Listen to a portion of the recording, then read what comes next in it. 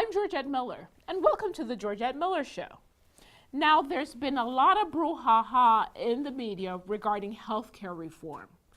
Let's get our arms around healthcare, how it affects us, what it's going to cost us, what are our options. Now, not one person sitting out there will go through life and not use the healthcare system. That means not one person sitting out there will not incur a hospital bill. So let's get educated. When you know better, you do better. Today's show is regarding healthcare. Healthcare feels like this big amorphous thing that's been in the news, and how is it going to affect me, and is it going to cost me more money, all this stuff. Let's get away from all that. We're going to get sick. We're going to go to the hospital. It's going to cost us money. How are we going to pay for that? That's the issue at its most basic. In 2009, I had my own health care. That's just to show y'all that it can happen to anybody. I was 36 years old. I had gone to my usual conference. It's a bankruptcy conference, and it was held in Chicago. I was in my hotel room, and I felt like I was having a heart attack. The result of that was I ended up in the hospital for a week with a bill of $72,000. Thankfully, I had health insurance, and then I was a solo practitioner. I didn't even have other attorneys working with me, but I had my own individual plan. I received this bill for $72,000. My insurance covered everything but $2,500. Believe me, that was the easiest $2,500 check I ever had to write. At the end of the day, I had this bill that I only had to cover $2,500, and I had my health back. And I had taken precautions to make sure I had health insurance in the event life happened. And guess what? It did. We'll be right back.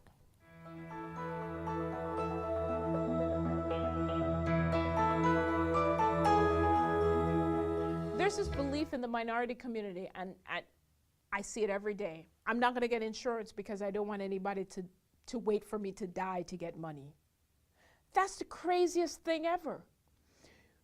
You know you're going to die, right? I mean, that's one of the things that is sure for sure.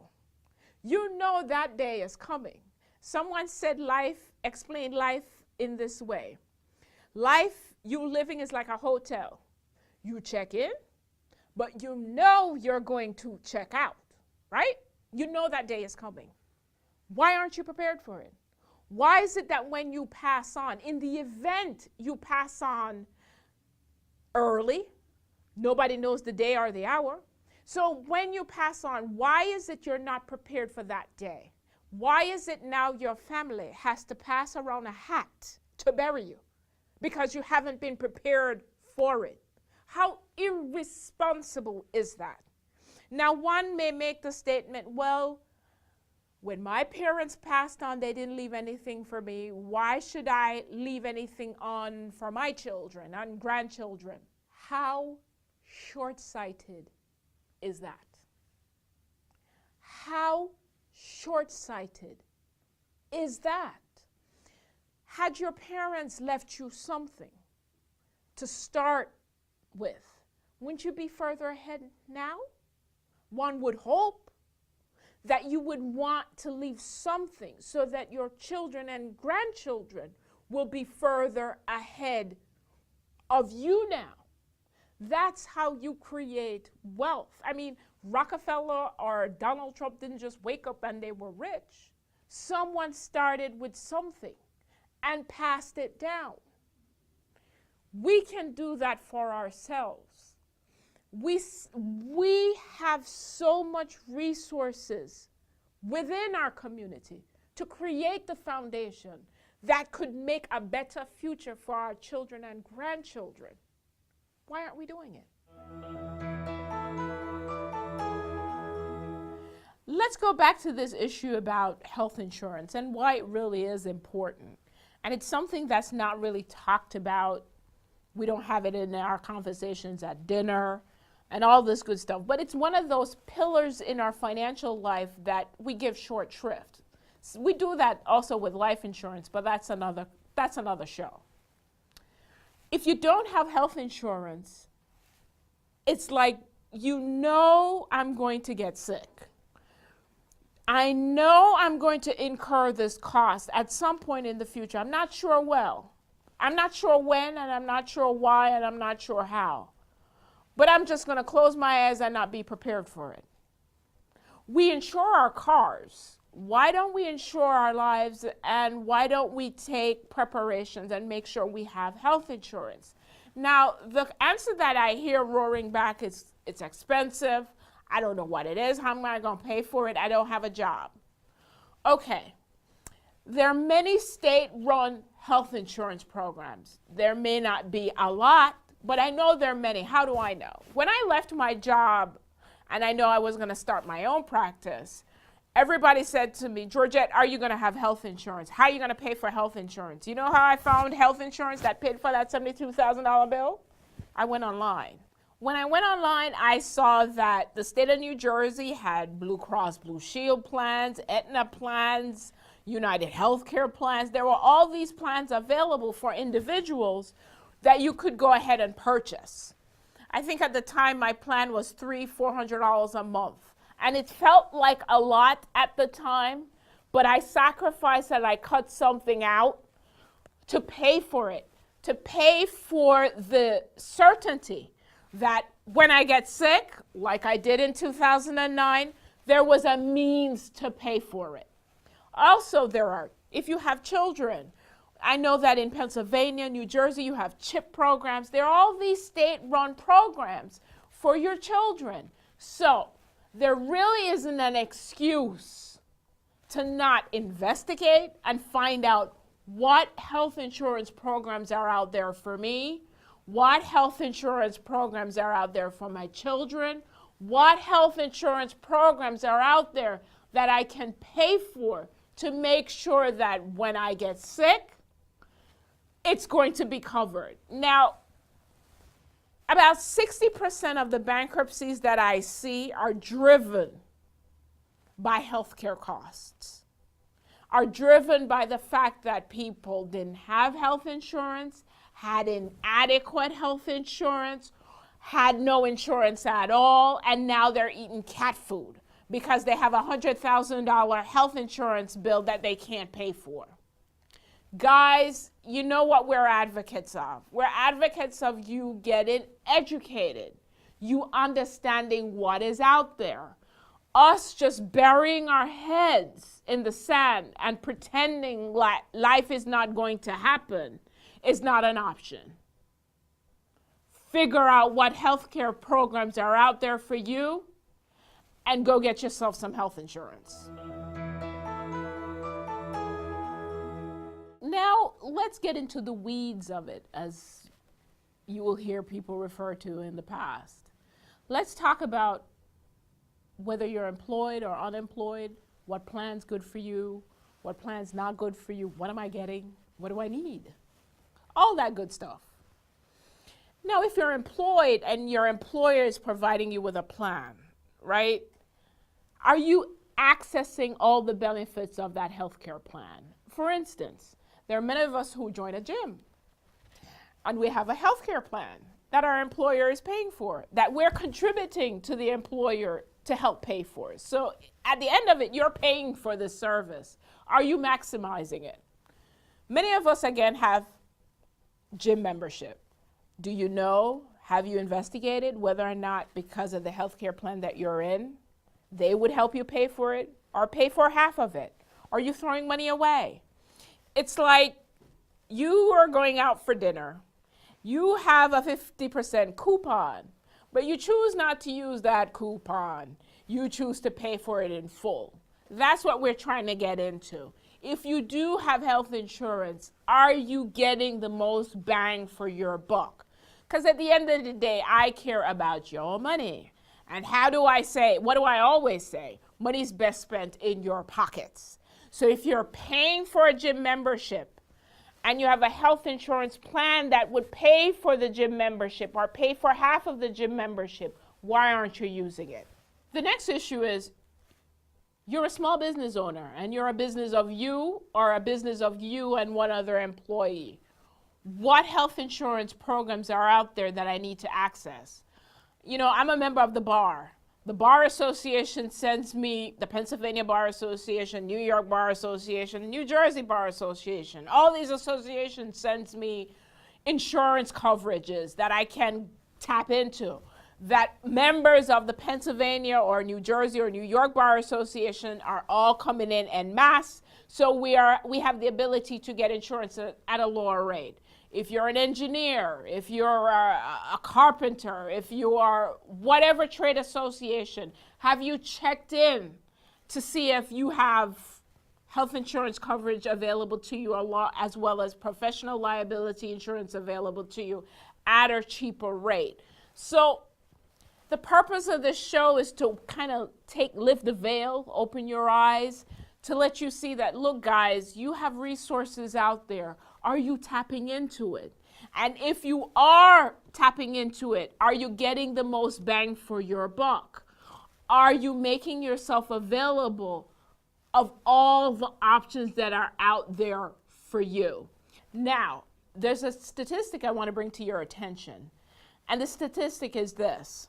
The number one concern for hospital CEOs for 8 years running, how are patients going to pay for the services they've been provided with? So hospitals are businesses, and a business fiduciary duty is to do what? Turn over profit. And they're to turn over profit for their shareholders or the owners of the business. These hospitals aren't charity care. They need to be paid for their services. And I also read something in the New York Times recently where there's some hospitals that have debt collectors in their emergency rooms, signing up the patients, telling them how they're going to pay for these services prior to be given service. There's some that argue that these practices are illegal and they're being sued. However, we gotta recognize that, look, hospitals are providing us with services, they need to be paid. How do we pay for it? There's that tension. Hospitals have to be paid, we need this service, somebody's gotta pay for it. How do we pay for it? Insurance. All comes back to health insurance. I feel like I'm preaching health insurance, but I also preach life insurance. I also preach all kinds, car insurance. We gotta get these insurance coverages in place for when life happens. And if you don't have these coverages in place, you end up in my office needing to file a bankruptcy because you have a $100,000 bill. That's what we're trying to get at. Okay, for those of you that don't have the coverage, what do I do? And you didn't hear me before, you have this $100,000 bill, okay, you file a bankruptcy, you get rid of it. How do I prepare so that you never come back to see me? You go get insurance. We'll be right back.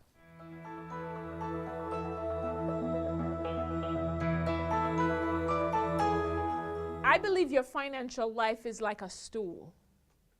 It's like a three-legged stool. The first leg is, if you're in debt, you need to get out and stay out, right?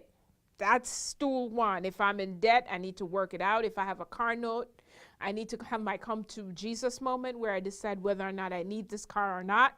And if spending the $500, $600, $700 a month on this car is worth it. If I have credit cards, why do you have credit cards? But we'll get to that. But if you have any kind of debt, you need to sit down and look at your life and say, okay, if I'm in debt, I need to get out, and I need to get out by any means necessary. The second leg of my stool is cash is still king. Credit, and I know you all believe in your FICO score, but credit is the ability to walk into a store and buy something you can't quite afford. So they lend you the money, you pay them back at interest. Let's walk into the store and buy what it is we can afford, right? First leg, if you're in debt, get out. Second leg, if you can't buy it cash, it ain't for you, leave it alone. The third leg is savings. People come into my office, prospective clients, and they indicate that Miss Miller, I want to save, but I can't. Your life is a business. You are the CEO of your life. And if you're running a business, you have to have a budget. There has to be a budget for advertising. There has to be a budget to pay your employees. You have a budget. And you have to stick to that budget in order for your business to succeed. Your life is the same way. You must have a budget. If you've set up your life so that you cannot save somewhere in the neighborhood of 10 to 20%, then you're running your life into the ground. You're running your business into the ground, and the business is you. So if you are not saving 10 and 20%, you need to get pen to paper. And you need to write down, okay, where is my money going? And be honest with yourselves. Is it going to the coffee and the $1.50 coffee in the morning? Is it going to your child coming to you and saying, I want the latest Xbox, or I want the latest everything, and we feel that the child must have it? Is it going to you feeling like you work hard all day, every day? You got to treat yourself. I'm not saying we don't work hard and we shouldn't reap the rewards of that. But we need to look at what is the reward. Is the reward buying a car that depreciates over a 5-year period and you overpay? Or is the reward opening up an IRA account and putting money in that IRA account, and every morning you go online and you open up all your investments, you open up your 529, you open up your brokerage accounts, and you see all the money you're putting away for your retirement? What is the reward that's meaningful to you? Is it, again, in a car that depreciates, or in an account that's paying you interest and appreciate? That's the new money mindset. That's why I'm having this show. I see people walk into my office and they have everything they believe to be the trappings of success, but they're not successful.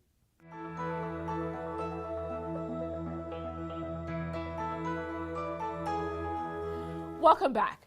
This is the part of the show where we basically take questions from you, the audience. And our first question comes in from Jim on Facebook. Jim's question is, how do I go about comparing the costs of healthcare plans effectively? Now, Jim, we're going to try to keep it simple. Now, let's take something that you insure every day, your car. Now, if you have an old beater and you compare that to a brand new 2012 Audi, you're going to have different health insurance, right? Because each car has different needs. You wouldn't use the same insurance plan on your beater that you would on a 2012 Audi. Health insurance is similarly or basically the same way. If you have a PPO from Blue Cross Blue Shield and a PPO from United Healthcare, right, those are apples and apples. You want to look, do I first of all need a PPO? Okay, yes I do. How much is the cost from a PPO from Blue Cross, and how much is the cost of a PPO from AmeriHealth? Okay. Do I need a POS? Blue Cross has one cost, AmeriHealth has another cost.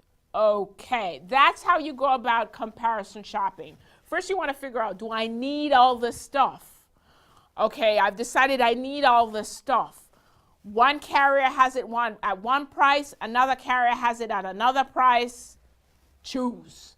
Always try to get the most bang for your money. But with health insurance, I think another question is, I want to make sure I'm not paying for something I don't need. And then on the flip side, I want to make sure I'm paying for the thing I really need. So choosing health insurance depends on you, the consumer. The consumer and your needs always comes first, but there's nothing like an educated consumer. So you want to go out and get educated. I hope I've answered your question. Questions you want answered? Connect with Georgette on Facebook. Welcome back. Now we have Jessica on the line. And Jessica, you have a question? Hi, Georgette. In the past, you said I should be saving 20% of my income for savings. Where does healthcare fit into this equation? Jessica, great question, because that gives us an opportunity to go through our budget drill again. And this budget drill is something, of course, I've borrowed from Elizabeth Warren, who is one of my heroes. 20% of your income always goes towards savings, right? 20% of your income, always save off the top. The next 50% of your income goes towards your necessaries, the things you must have in order to live. And then the balance 30% goes towards your wants. You feel like you want cable in every room, but it's not a necessary. You don't need it. Healthcare costs and having healthcare insurance, for me, goes towards your necessaries. You must have car insurance in order to drive. You should and must have healthcare insurance in order to live. Because what happens? If you don't have it, everything else falls to the wayside. Nobody has $72,000 to just write a check if you get sick. Healthcare insurance falls within that necessary. Remember my little scenario in Chicago, 36 years old, felt like I was having a heart attack, had a $72,000 bill. I didn't have to write $72,000. I did have to write $2,500. And that's where the savings part comes in. Because I had been saving my 20% every month, I was able to write a check for $2,500 to cover my deductible. If I had to write that $72,000 check, I would have no savings and be out of business. This is why health insurance and having a health insurance plan, paying for a health insurance plan, is not a luxury. It's not a want. It's a necessity. It's a necessity so that your life, the enterprise that is your life, can go on when life happens. And what do I say? Life always happens. We'll be right back.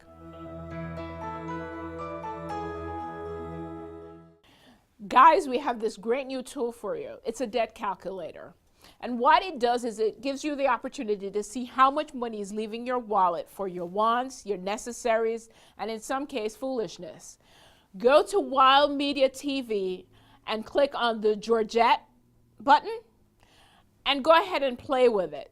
Have your come to realization moment. And I'll see you on the Georgette Show.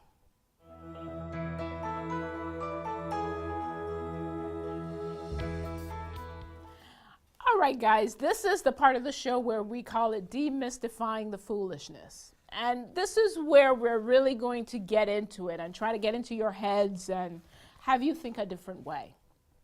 Now, many of us, or many of you guys sitting out there looking at me say, well, Ms. Miller, I cannot afford healthcare insurance. I can't afford to put food on my table. How am I going to afford healthcare insurance? I say to you guys this. First, you may have health insurance afforded to you through your state. You may have options out there that you just haven't investigated. Go investigate and figure out whether or not you can get insurance either at no cost or very little cost. The answer of just sitting there and saying it's too expensive, I haven't even looked, that's just the assumption I'm making, is unacceptable. And why it's unacceptable? Because the price is too high. The cost is too much. And it's not the cost of the actual insurance. It's the devastation on your family, the devastation on your life if you don't have it and life happens. I've seen too many people walk into my office, marriage went down the tubes, lost their jobs. All the parade of horribles came crumbling down because a child got sick, a husband got sick, a wife got sick, and they had no insurance or inadequate insurance. So yes, having health insurance is that important, and you not investigating to figure out whether or not you could have had it, or you not investigating, putting your hand up in the air and saying it costs too much, is not acceptable. The life that is your family, the business that is your life, is too much.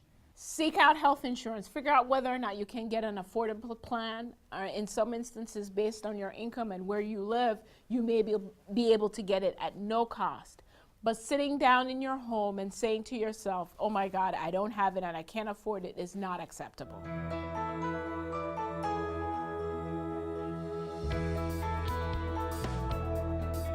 Okay, guys, we've gone through the whole parade of horribles of what could happen when you don't have health insurance.